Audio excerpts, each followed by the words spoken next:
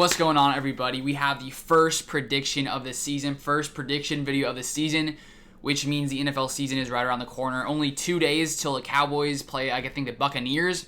And then, of course, on Sunday, we have the Packers facing off against the New Orleans Saints. So there's definitely lots of different things to look at for this game. So in this video, I'm going to break down, both teams, opposing sides, sort of what I'm looking out for, what I think could potentially go down in this Week 1 game for the Packers. But if you guys are new here, you want to see more Packers content, Packers news, make sure you guys subscribe to the channel down below. And also, I have a second channel where I'm going to start putting out other NFL content, not as much on the Packers, but other NFL stories. So make sure you guys go subscribe over there. But first off, I want to take a look at, sort of talk about Jameis Winston, because obviously for the Saints, losing Drew Brees, obviously that hurts when you lose, a probably future Hall of Fame quarterback.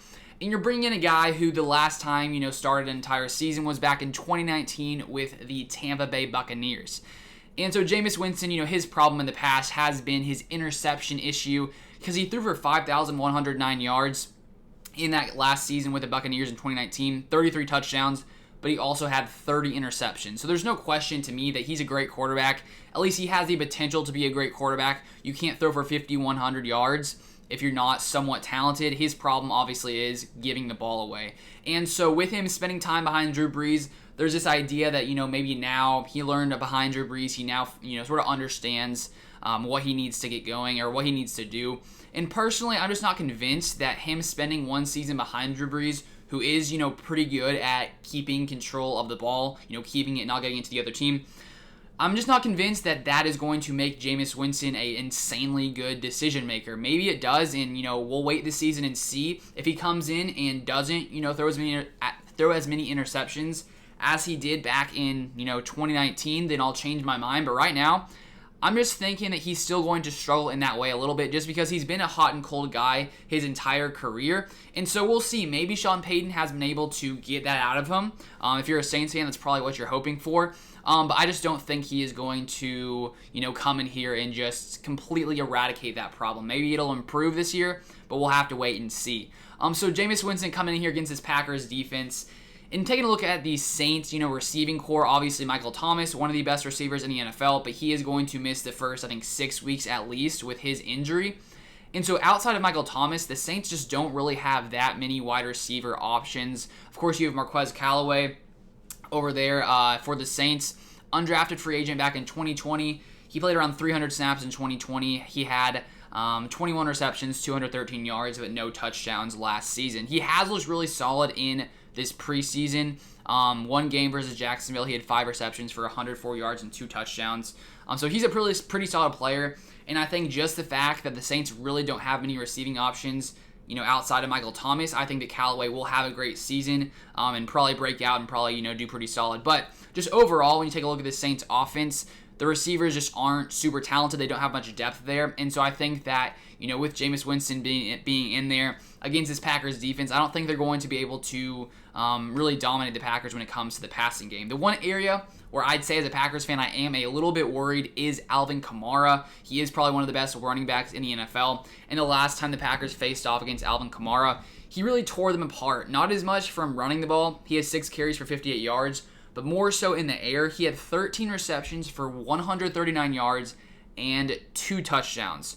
So there's no question that if this Packers defense, this new Packers defense with, new defensive coordinator Joe Barry, if the Packers want to slow down the Saints, we have to contain Alvin Kamara because, with Marquez Callaway being pretty much a top option there, and that really just means that Winston probably going to be looking to check down to Kamara.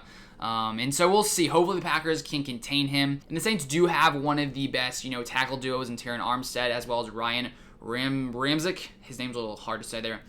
They have a really great tackles as well as a solid center. Maybe a little bit younger, when it comes to the guard position. But I think overall they probably are, one of the better offensive lines in the NFL. So hopefully the Packers can come in here. Hopefully Zadarius Smith will be ready to go. He has been dealing with that injury. But even if he's not there, Rashawn Gary, I think Preston Smith will take a, jump forward this season. So it'll be a good test, I think, for this Packers defensive line, especially facing off against a pretty solid Saints offensive line. Hopefully the Packers can get enough pressure on Jameis Winston to force him to make those mistakes he used to make, throwing some picks to the Packers defense. But I do think the Packers corners and safeties will be able to handle the Saints receiving core. Maybe put Jair on Callaway And then we'll see, who starts, Kevin King or Eric Stokes. That's definitely going to be something to watch this season. If Eric Stokes, as the Packers, newest first-round cornerback, can develop into, a solid second corner for the Packers, or will Kevin King be a guy to stay in there this season? We'll have to wait and see what happens. But overall, I think the Packers defense will, be good at least keeping Jameis Winston in check. I am probably more so worried about Alvin Kamara just because we saw what he did last season to the Packers. Now moving to the other side of the ball, of course we have Aaron Rodgers. Aaron Rodgers coming in here. This season we weren't sure if Aaron Rodgers was going to even be able to, or was going to suit up with the Packers. Obviously now we know that he is here. The Packers have one of the best offenses, I'd say, in the NFL coming into the season with Devontae Adams, Randall Cobb, Amari Rodgers, not Amari Cooper, Allen Lazard, MVS, Aaron Jones. This Packers offense is going to be tough to stop. And, I mean, the Saints do have a pretty solid defense. Last year, they were the third-ranked defense in the NFL when it came to points allowed, allowing about 20.9 points allowed back in 2020. So I think this will be especially a big test for this Packers offensive line unit because the Saints have an insanely talented defensive front. Cameron Jordan on the edge on the left side. Last year, he was 8th. Ranked by PFF as the 8th best edge rusher in the NFL. He had 8 sacks last season. In the previous 3 seasons before last season, he actually had 10 plus. So I'm thinking he'll have another solid year this year.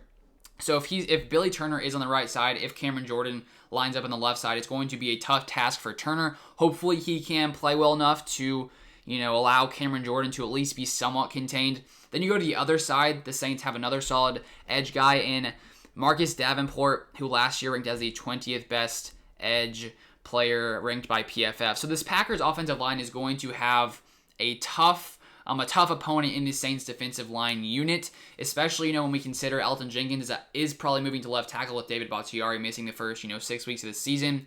It's going to be a good test for Elton Jenkins in his first start over there at left tackle. Of course, Josh Myers, rookie center for the Packers, Royce Newman likely starting at right guard, a rookie there as well. And as I talked about in a video a couple days ago, that's the area where I think that if the Packers will have a problem, especially in the first few weeks of the season, it will be on this offensive line unit. I do think they have the potential to be great, but we'll just have to come in and see if they can initially come in here, a new group being together, a couple rookies on the line. Can they, protect Aaron Rodgers? Of course, this Saints defense is going to be a tough task for the very first, regular season matchup for this O-line. So I'm hoping we can, at least protect Aaron Rodgers a little bit. Of course, this Packers offense, uses lots of screens, lots of quick passes. So if the Saints are bringing the pressure fast, hopefully, this quick offense can be able to, come against that. But I think overall, though, when you take a look at this Packers offense versus the Saints defense, last season, even when the Saints had a solid defense, the Packers put up 37 points. I mean, when you have Aaron Rodgers as your quarterback, it doesn't really matter who the defense is. He's, likely going to tear you apart. So I think this Packers offense is going to put up points against this Saints defense. The Saints do have, pretty solid secondary. Malcolm Jenkins, Marcus Williams, Marshawn Lattimore over there at corner. But last season, it was probably one of Lattimore's, weaker seasons. He allowed 8 touchdowns and 103.1 passer rating.